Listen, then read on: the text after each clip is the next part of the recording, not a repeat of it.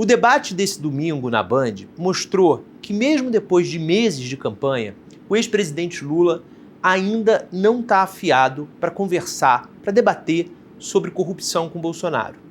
Esse é o tema do meu diagnóstico de hoje. Vamos lá? Um dos piores momentos do debate da Band para o Lula foi quando o Bolsonaro começou a perguntar sobre casos de corrupção. Ele levantava dados muito frescos, provavelmente cedidos a ele pelo ex-juiz Sérgio Moro, que estava ali de papagaio de pirata, e conseguia driblar as tentativas do Lula de responder aquilo. O Lula repetia diversas vezes a coisa do sigilo dos 100 anos, que está certo, tem que se cobrar mesmo do Bolsonaro, mas ele não saía disso.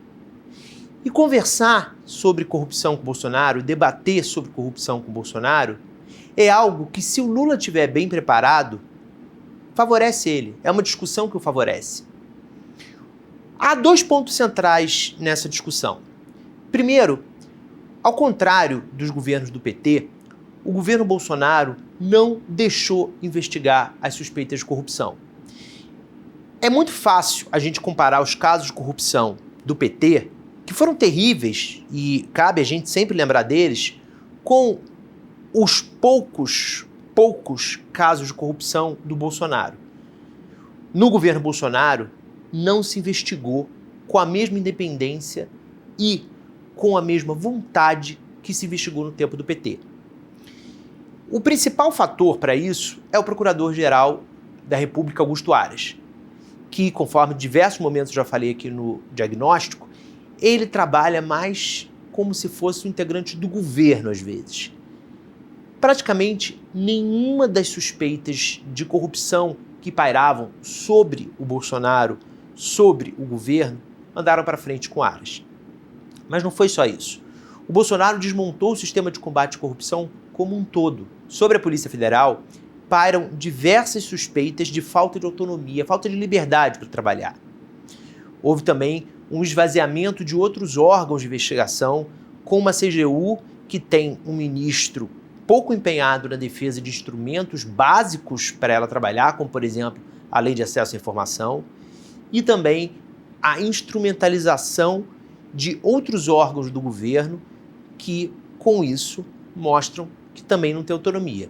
Eu me refiro ao caso do CAD, que na semana passada abriu uma investigação contra as pesquisas eleitorais, numa decisão visivelmente instrumentalizada pelo Palácio do Planalto. Além desse ponto de que o PT deixou investigar quando deu autonomia à PF, respeitou a lista tríplice do Ministério Público Federal, equipou a polícia, robusteceu do ponto de vista legislativo o arcabouço para o enfrentamento à corrupção. Além disso, tem os casos concretos de corrupção que pairam sob o governo Bolsonaro e a família dele. Vamos falar primeiro do governo. Você tem os casos dos pastores do MEC, você tem a temporada do ex-ministro, agora deputado eleito, Ricardo Salles, no Ministério do Meio Ambiente. Você tem diversas suspeitas de corrupção em relação ao enfrentamento à Covid, principalmente na vacina. Isso até que o Lula citou no debate da Band. Agora vamos falar dos casos que rondam a família Bolsonaro. Uma investigação recente dos jornalistas Thiago Erdi e Juliana Dalpiva mostrou que foram comprados 51 imóveis com dinheiro vivo por familiares do Bolsonaro, por ele e por parentes seus.